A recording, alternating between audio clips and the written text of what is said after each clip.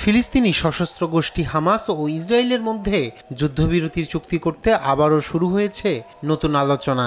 গাজায় নতুন করে যুদ্ধবিরতি ও বন্দি বিনিময় চুক্তির জন্য মিশরের পথে হামাস। তবে ইসরায়েলের প্রধানমন্ত্রী নেতানিয়াহুর কারণে আটকে আছে চুক্তিটি। হামাসের দাবি, ইসরায়েল যদি যুদ্ধবিরতি চায় তাহলে তাদের সব সেনাকে গাজা থেকে প্রত্যাহার করে নিয়ে যেতে হবে।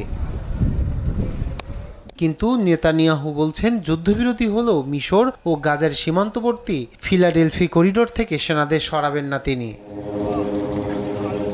গাজা যুদ্ধবিরতিতে জোর দিতে মিশর ও কাতারের নেতাদের সঙ্গে ফোনে কথা বলেছেন মার্কিন প্রেসিডেন্ট জো বাইডেন। শুক্রবার যুদ্ধবিরতি ও জিম্মি মুক্তি চুক্তি নিষ্পত্তির জন্য কূটনৈতিক প্রচেষ্টা জোরদারের আহ্বান জানিয়েছেন তিনি। হোয়াইট হাউস জানিয়েছে, কাতারের আমির Sheikh Tamim bin Hamad Al থানির ও মিশরের প্রেসিডেন্ট আবদেল ফাত্তাহ আল সিসির সঙ্গে আলাদা কথা বলেছেন বাইডেন।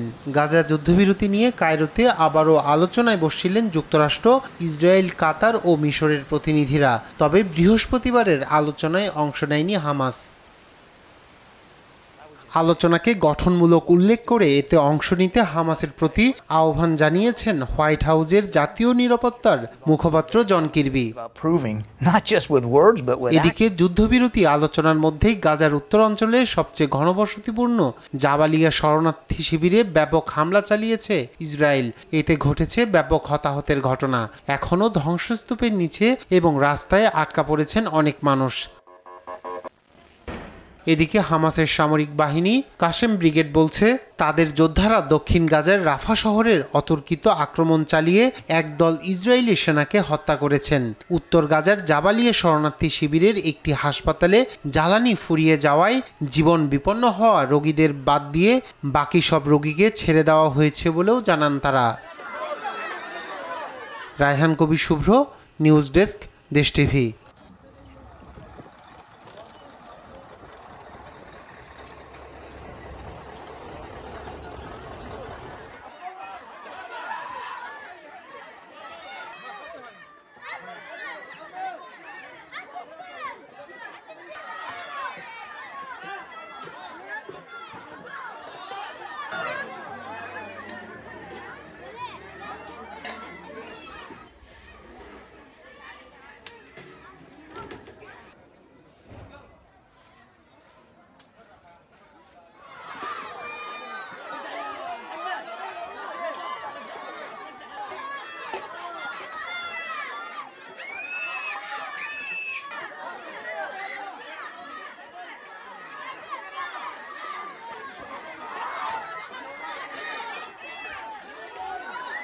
الآن مدفعية الاحتلال الإسرائيلي تقوم باستهداف المواطنين في عزبة عبد ربه شرق جباليا.